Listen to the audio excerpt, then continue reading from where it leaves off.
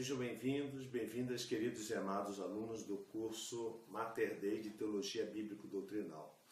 Vamos hoje dar a nossa quarta aula do 13º módulo para concluirmos o tratado de Demonologia. Para tanto, vamos pedir a Deus que nos ajude, nos ilumine, nos proteja, nos dê força e para que nós tenhamos conhecimento da sua verdade e vivendo-a em prática. Em nome do Pai, do Filho e do Espírito Santo. Amém. Senhor Deus, fazei que nós, vossos filhos, que buscamos conhecer mais os vossos ensinamentos, cresçamos na nossa fé e no vosso conhecimento, para que possamos adorar-vos e amar-vos como vós mereceis. Por nosso Senhor Jesus Cristo, vosso Filho, na unidade do Espírito Santo. Amém. Então, hoje nós vamos concluir o tratado de Demonologia. Continuando o assunto da aula passada, nós vamos falar agora sobre a ação ordinária e extraordinária do demônio. Então, quando ele age de maneira ordinária, ou seja, sempre, e extraordinária, ou seja, em eventuais casos. Bem, nós temos que partir do princípio de que Deus governa o mundo. Deus tem o controle do mundo, respeitando sua ordem e suas leis por ele mesmo estabelecidas. Isto é, a normalidade, a simplicidade, o usual das coisas. Tudo aquilo que sai desta linha e que parece maravilhoso, prodigioso, milagroso, é excepcional. É muito raro, não tudo que saia dessa normalidade que Deus instituiu. Deus nos criou livres e espera de nós um livre consentimento à fé, sem que nisto sejamos influenciados por uma manifestação habitual do preternatural ou mesmo do sobrenatural. Entretanto, para nos provar, para que mereçamos as bem-aventuranças eternas, como também muitas vezes para castigar o nosso comportamento, nossas ações, Deus permite que o demônio nos atormente. A inclinação para o mal nos provém de três causas. Quais são as três causas que nos inclinam para o mal? A nossa própria natureza, ferida pelo pecado original, do mundo e do demônio. São as três causas.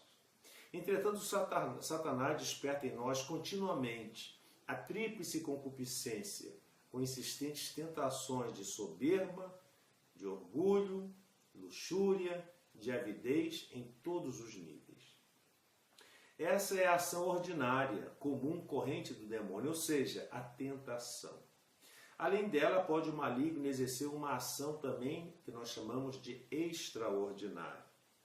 A ação ou atividade demoníaca extraordinária pode ser assim qualificada por duas razões. Quais são essas razões? Em primeiro lugar, pelo seu caráter surpreendente, sensacional, espetacular.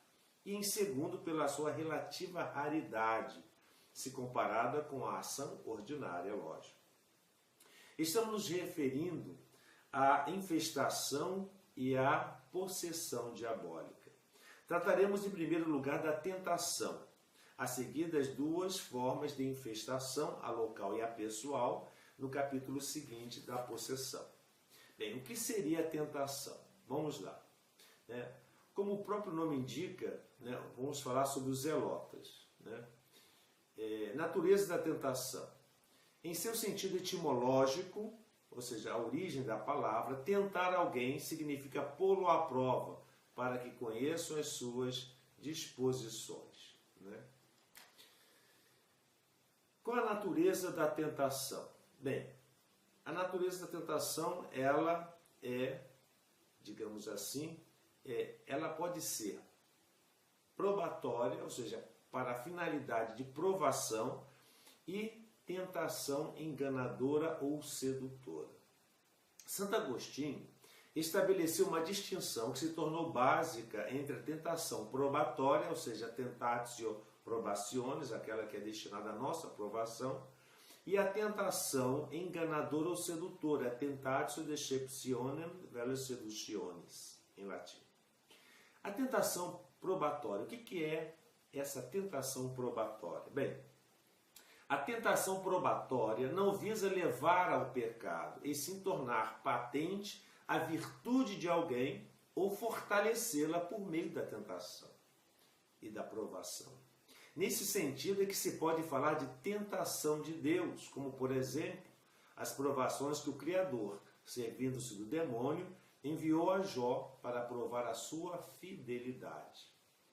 Pode-se falar também de tentar a Deus quando se pretende pôr Deus à prova, exigindo dele um milagre ou uma ação extraordinária, com o fim de satisfazer nossa curiosidade, nossos caprichos, ou livrar-nos das consequências de nossas irreflexões ou imprudências. Tentar a Deus, descreve Dom Duarte Leopoldo da Silva, é expor-se ao perigo e a grandes tentações sem necessidade, e depois pedir o milagre para não sucumbir. Deus protege no perigo, mas nem por isso devemos expor-nos temerariamente, porque diz o Espírito Santo, quem ama o perigo, nele perecerá. A tentação, por outro lado, enganadora ou sedutora, visa levar o homem à ruína espiritual. Vejam bem, enquanto a tentação probatória, permitida por Deus para o fortalecimento e a comprovação da nossa virtude, a tentação sedutora ou enganadora, ela leva o homem à ruína, à destruição espiritual. Ela propõe-lhe um mal sob a aparência de um bem, procurando arrastar ao desejo desse mal, isto é, ao pecado. Pode então ser definida como uma incitação ao pecado. Consiste em um estímulo, uma solicitação da vontade para o mal. Quando procede de nós mesmos, ou seja, a tentação é interna, pode ser indicada mais bem como inclinação, arrebatamento, estímulo. Se provém dos outros, inclusive do demônio, podemos referir-nos a ela como convite, solicitação, incitação.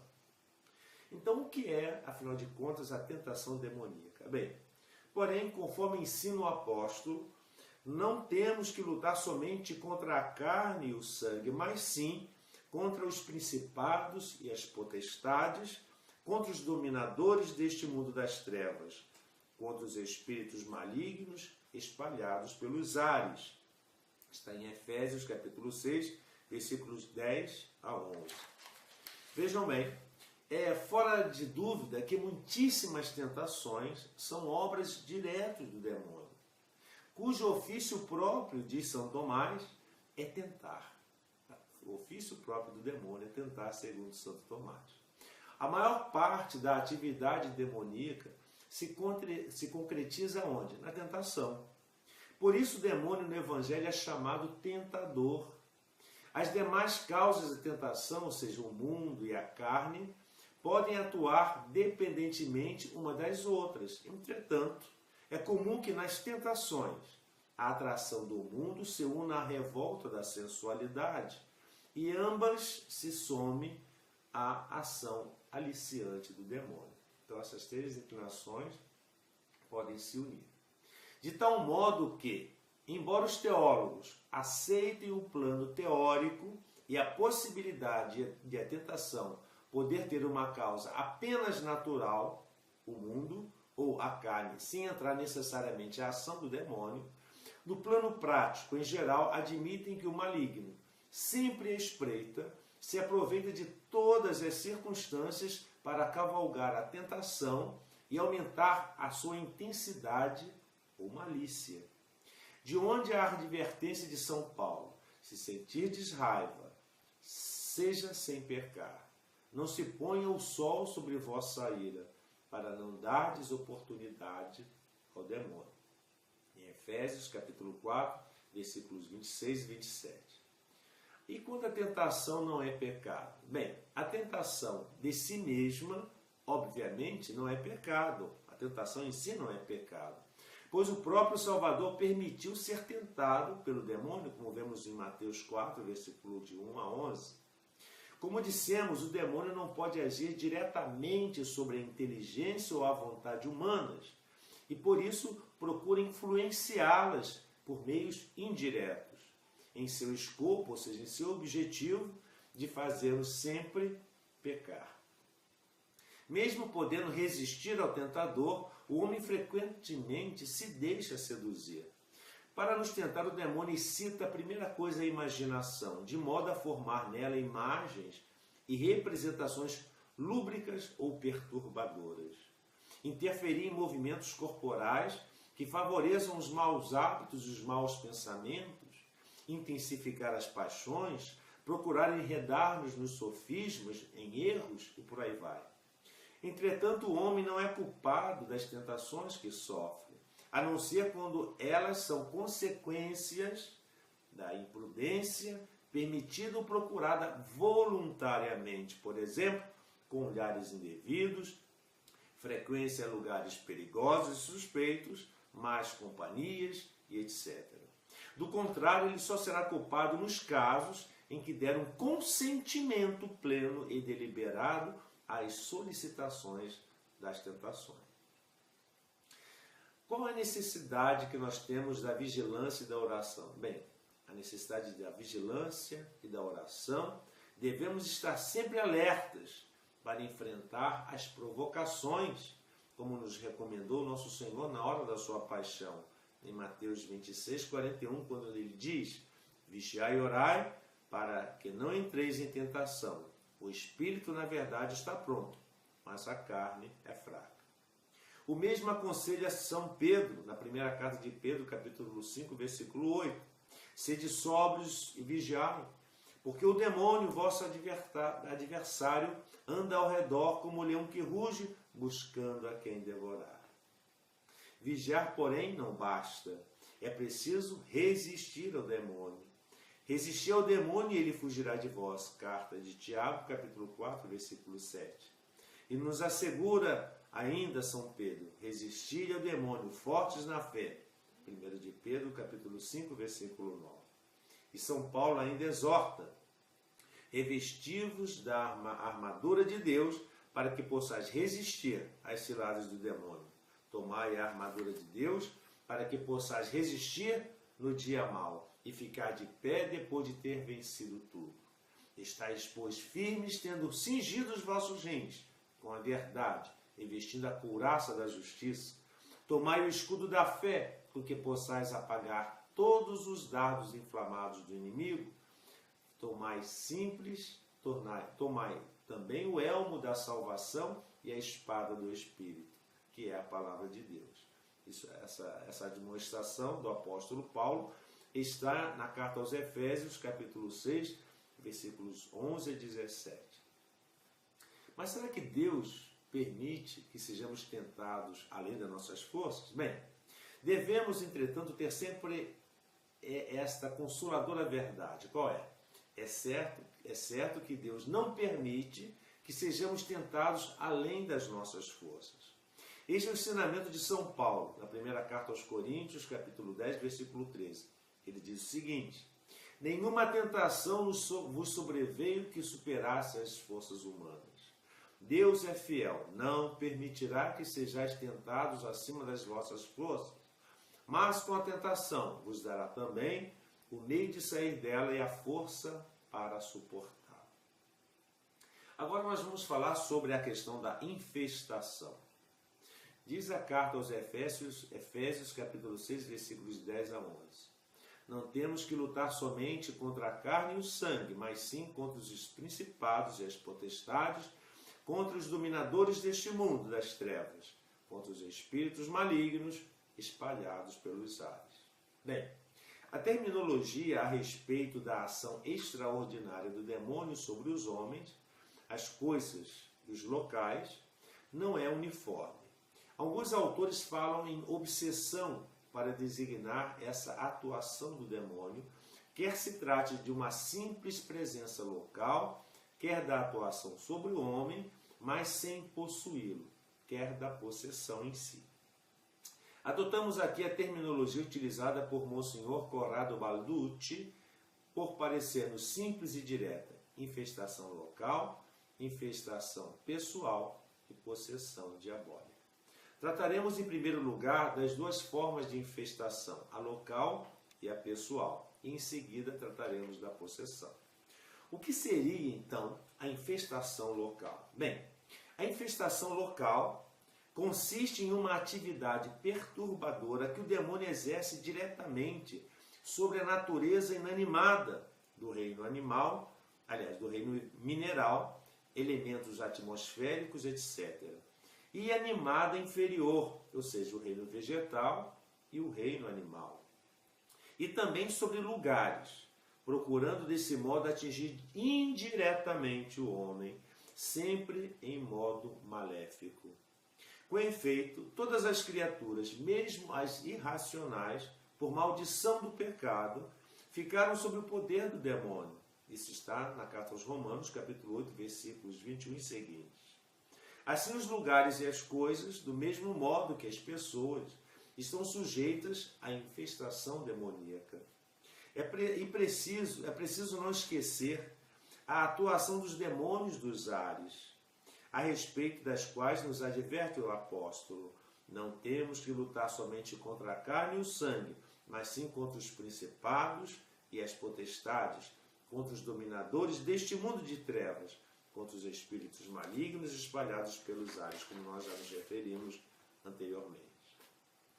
Entram nessa categoria das infestações de locais as casas e lugares infestados. Por exemplo, objetos que voam ou se deslocam de lugar, sons estranhos ou perturbadores, tipo passos, pedradas nas vidraças ou no telhado, uivos, gritos, gargalhadas, impressão de presenças invisíveis, sensação de perigos inexistentes, etc. Distúrbios visíveis, estranhos e repentinos que se verificam no mundo vegetal e no mundo animal, como árvores ou plantações que secam repentinamente, doenças desconhecidas nos animais, pragas, etc. Certos fenômenos ou calamidades de aparência e estruturas naturais, como tempestades, terremotos e outros cataclismos, incêndios, desastres, etc. Podem ter igualmente o demônio como autor, senão único direto, como na possessão, ou menos parcial e dirigente. Por exemplo, o raio que caiu do céu e consumiu os pastores e as ovelhas de Jó, do mesmo modo que o vento do deserto, que fez cair a casa dos filhos do patriarca, esmagando-os sobre as suas ruínas, foram suscitadas por Satanás. Está no livro de Jó, capítulo 2, versículos 16 a 19. Nesse caso, podem ser incluídas essas manifestações demoníacas extraordinárias. Muitas vezes, tais manifestações ocorrem em concomitância com casos de infestação pessoal ou de possessão diabólica. Então, nesse caso, o que seria a infestação pessoal, também conhecido como obsessão? Bem, a infestação pessoal é uma perturbação que o demônio exerce, já não mais sobre o mundo material e as coisas irracionais, mas sobre a pessoa diretamente, sem, contudo, impedir-lhe o uso da inteligência e da livre vontade. Apesar de ser excepcional, é talvez o mais frequente dos três tipos de atividade maléfica extraordinária, isto é, a infestação local, infestação pessoal e a possessão. Com a infestação local, a pessoal também comporta graus de intensidades e diversa modalidade. A infestação pessoal pode ser externa ou física e interna ou psicológica, conforme se exerce sobre os sentidos externos ou internos e sobre as paixões do homem.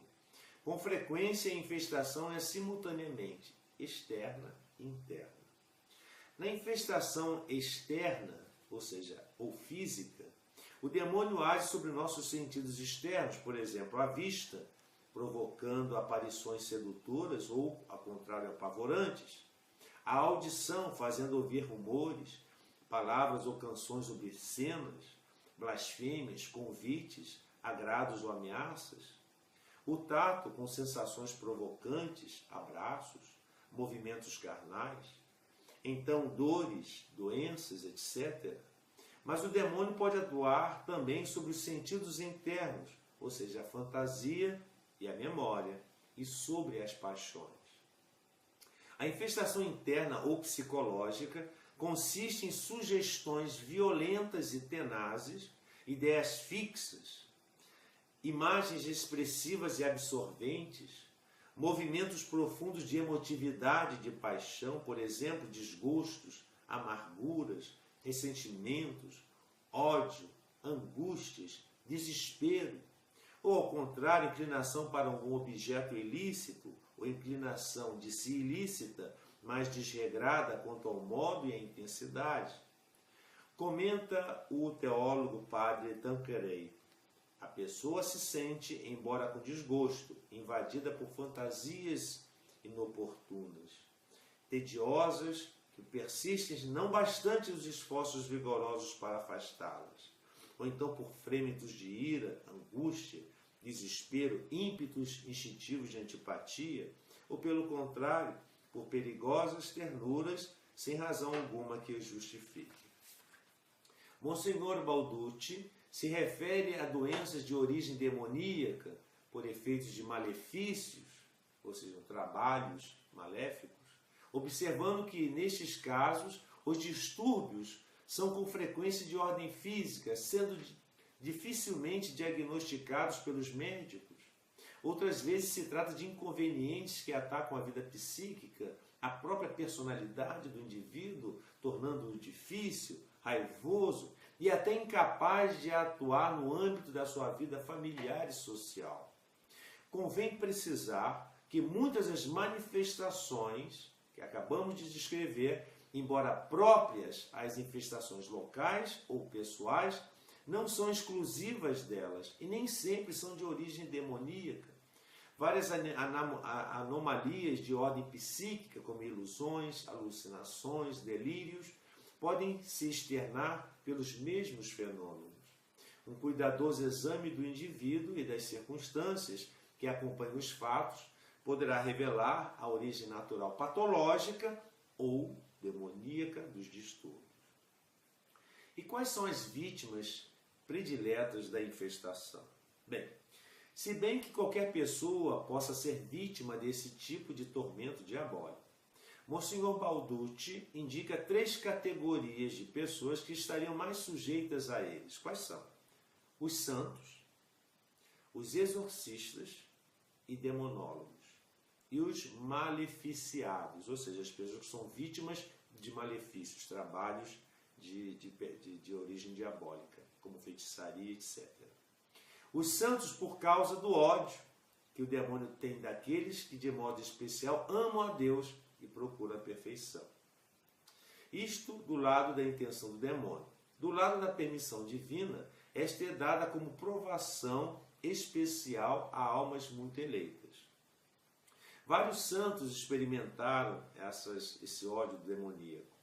Entre os antigos, basta lembrar Santo Antão, do mesmo modo Santa Catarina de Sena, São Francisco Xavier, Santa Teresa de Jesus, Santa Maria Madalena de Pazzi, São João Batista Vianney, o Curadás, São João Bosco, Santa Gema Galgani, entre outros. Os exorcistas e os demonólogos também são vítimas especiais do demônio. A razão é tão óbvia que quase não é preciso dá-la. Os primeiros, os exorcistas, com o seu ministério, fazem diminuir a presença do demônio no mundo e libertam as suas vítimas. Os segundos, os demonólogos, ou seja, os estudiosos do tratado da demonologia, dos demônios, pelos seus estudos, esclarecem os fiéis com relação à existência e atividades demoníacas. Já os maleficiados, ou seja, aqueles que são vítimas dos malefícios, por permissão de Deus, para seu castigo ou provação, ou para manifestar o poder divino. E agora nós vamos para a possessão. Bem, diz Mateus 8,16, e pela tarde apresentaram-lhe muitos processos do demônio. A possessão, vejam bem, é a mais espetacular das manifestações diabólicas e a que mais impressiona as imaginações, a tal ponto que deixa na penumbra o trabalho constante do demônio, que por meio da tentação procura seduzir os homens ao pecado. Agora nós vamos ver a realidade da possessão diabólica. No que se refere à possessão diabólica, há 2 posições erradas que é preciso evitar. A primeira consiste em acreditar com facilidade que uma pessoa está possessa sem maior exame pela impressão causada por sintomas que podem bem corresponder a outros estados, não sendo de si suficientes para caracterizar a possessão. A segunda posição está em negar que hoje ocorram casos de possessão. Chega mesmo a negar que alguma vez se tenha dado. Esta posição extremada se choca com a verdade claramente ensinada na Sagrada Escritura, pela tradição e pela prática da Igreja. Os racionalistas pretendem que os casos de possessão diabólica relatados na Escritura não passam de casos patológicos, mania, loucura, histeria, epilepsia. Dizem que Jesus não pretendia que esses infelizes enfermos, chamados endemoniados, estivessem realmente possessos, mas tratava-os de acordo com as convicções dos seus contemporâneos, os quais acreditavam na ação demoníaca. Nada mais falso, e os evangelistas distinguem bem entre doença e possessão. Assim, São Marcos, o evangelista, escreve: E de tarde, sendo já posto o sol, traziam-lhe a Jesus todos os que estavam doentes e os possessos do demônio. Então, uma diferença. E curou muitos que se achavam oprimidos com várias doenças e expeliu muitos demônios. Marcos capítulo 1, versículos 32 a 34. E em São Mateus está escrito, Mateus 8,16. E pela tarde apresentaram-lhe muitos possessos do demônio, e ele com a sua palavra expulsava os demônios maus e curou todos os enfermos. Do mesmo modo, São Lucas 4, 40 a 41, que diz: E quando foi posto o sol, todos os que tinham enfermos de diversas moléstias traziam-los. E ele, impondo as mãos sobre cada um, sarava-os. E de muitos saíam demônios gritando. É evidente que nestas passagens que os evangelistas se referem à cura de doentes e à expulsão dos demônios, como dois casos bem diferentes. De resto, o próprio Salvador, Jesus Cristo mesmo, afirma que expulsava os demônios dos possessos. Por exemplo, aos judeus incrédulos disse: Se eu, porém, lanço fora os demônios pela virtude do Espírito de Deus, é chegado a vós o reino de Deus, em Mateus 12, 28. Se eu, pelo dedo de Deus, lanço fora os demônios, certamente chegou a vós o reino de Deus. Lucas 11, versículo 20. E ele mesmo, Jesus, distingue bem os casos de doença e de possessão ao dizer: Eis que eu expulso os demônios e opero as curas. Lucas 13, 32. A liturgia e a prática da Igreja, com a instituição dos exorcismos, bem como o ensinamento dos teólogos, indicam que ela crê na possessão diabólica. Ao mesmo tempo, estabelecendo que os exorcismos sobre possessos não sejam feitos senão depois de maduro exame e mediante especial autorização, a Igreja indica que não se deve crer levianamente nos casos de possessão. Em resumo, que se tenham dado alguns casos, pelo menos da verdadeira possessão diabólica, como os relatados no Evangelho, é verdade de fé. Que depois se tenham dado outros é doutrina comum dos apóstolos, dos teólogos, que não pode ser negada sem temeridade.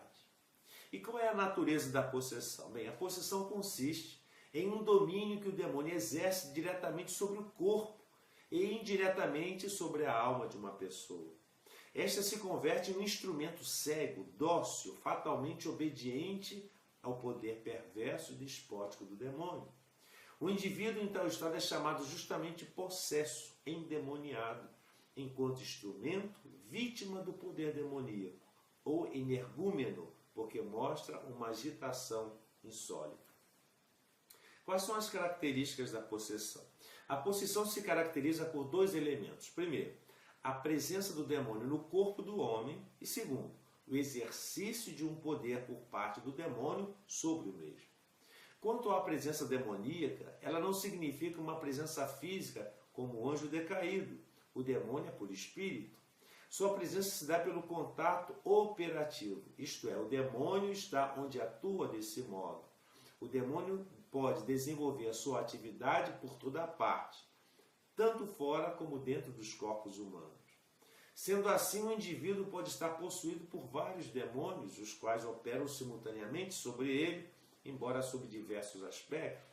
Como um só demônio pode possuir várias pessoas, atuando sucessivamente sobre cada uma delas. O modo como se opera a possessão é explicitado por Santo Tomás de Aquino, que diz: os anjos bons e os anjos maus têm o poder, em virtude de sua natureza, de modificar nossos corpos como qualquer outro objeto material. E como eles estão presentes no lugar na medida em que eles operam nele, assim eles penetram em nossos corpos. Do mesmo modo, ainda eles impressionam as faculdades ligadas a nossos órgãos, ou seja, as modificações dos órgãos respondem às modificações das faculdades.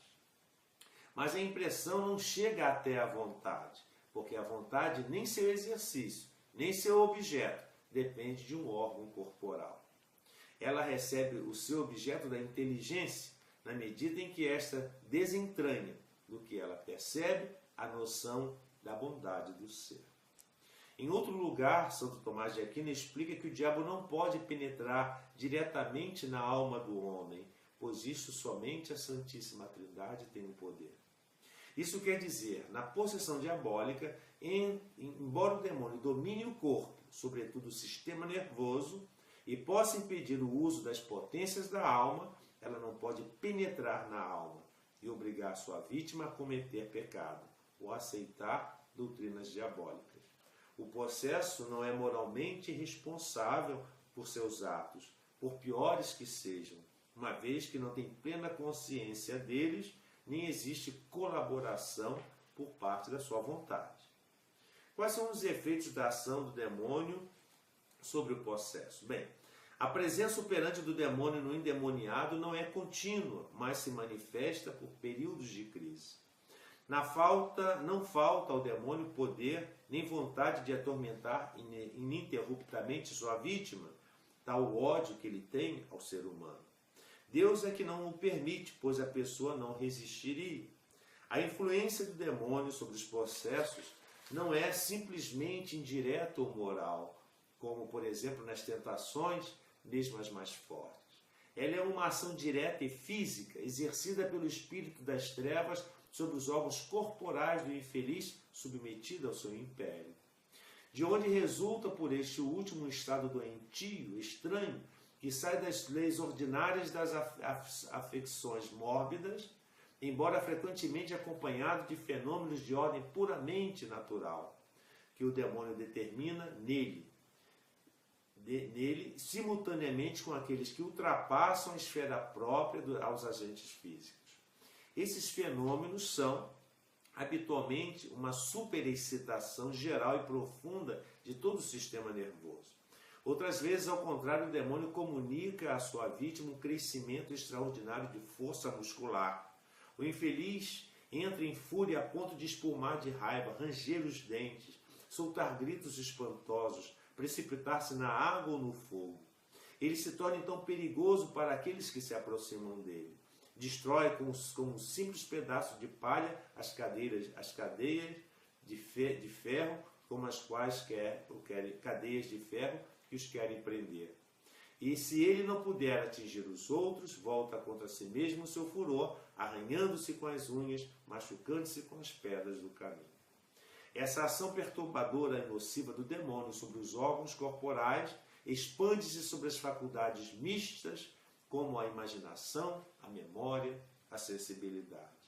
Estende-se mais longe e mais alto no ser humano, porque ela tem a sua repercussão até na inteligência. As operações intelectuais apresentam às vezes um tal caráter de incoerência que os demoníacos parecem atingidos de alienação mental.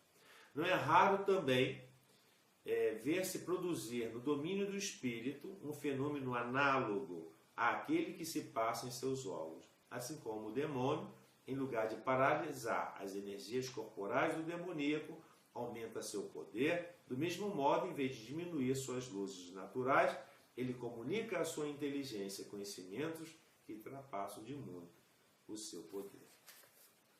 E agora nós podemos falar sobre as causas da possessão. Bem, é punição ou provação. A permissão dada por Deus ao demônio de, na possessão, apoderar-se dos órgãos corporais e das faculdades espirituais de uma criatura humana é, às vezes, punição de certos pecados graves cometidos pelos possessos, em particular os pecados da carne. Entretanto, não é sempre assim. O endemoniado não é necessariamente culpado. Algumas vezes, Deus permite esse estado para ressaltar sua glória pela intervenção ostensiva de seu poder absoluto ou para provar os possessos. São Boaventura explica que Deus permite a possessão, seja em vista de manifestar a sua glória, obrigando o demônio pela boca possessa a confessar, por exemplo, a divindade de Cristo, seja para a punição do pecado, seja para a nossa instrução. Mas por qual dessas causas, precisamente, ele deixa o demônio possuir o homem? É o que escapa à sagacidade humana. Os julgamentos de Deus são escondidos aos homens. O certo é que eles são sempre justos. O caráter espetacular da possessão acaba por apresentar um efeito apologético e ascético benéfico, pois torna patente e quase visível a excelência do espírito das trevas, a existência do espírito das trevas. Esta é uma das razões pela qual Deus permite a possessão diabólica, pois obriga o maligno a agir como que a descoberto, dando mostras públicas da sua maldade, do seu ódio contra o homem e contra a criação. E quanto às práticas supersticiosas, o espiritismo e a macumba? Não devemos esquecer, entre as causas das infestações e da possessão, as práticas supersticiosas, os recursos a magias, aos magos, aos pais de santos, cartomantes, adivinhos, etc. O demônio, quando um homem colabora com ele em práticas supersticiosas, facilmente exerce sobre esse indivíduo a mais cruel e implacável tirania, observa o cardeal Lepessier. Ele chama a atenção para as práticas espíritas. Não pode haver dúvida de que atuar como médium é o mesmo que expor-se aos perigos da obsessão diabólica. Recorrer a um médium é, pois, equivalente a cooperar na obsessão de uma pessoa. Isso o cardeal Lepessier em seu livro O Mundo Invisível.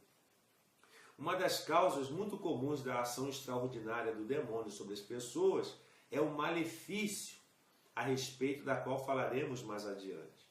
O padre Gabriele Amort, exorcista da Diocese de Roma, falecido há pouco tempo, afirma que os casos mais difíceis de infestação de possessão diabólica que ele tem encontrado são resultantes de macumbas realizadas no Brasil e na África. Existem casos de possessão voluntária em que a pessoa que recorreu ao diabo e fez um pacto com ele pode agir como instrumento do maligno para levar avante os desígnios dele. A figura típica do médium de Satanás foi Hitler, segundo julga o teólogo e demonólogo beneditino austríaco Dom Alois Magyar. Não há nenhuma outra definição mais breve, mais precisa, mais adaptada à natureza de Hitler que esta tão absolutamente expressiva. Ele era um médium de Satã. Qual a frequência da possessão, para finalizar aqui o nosso tratado? Bem, após o estabelecimento da igreja, o número de endemoniados diminuiu de muito nas nações tornadas cristãs. E que pelo batismo e demais sacramentos, os fiéis são preservados desses ataques sensíveis do demônio.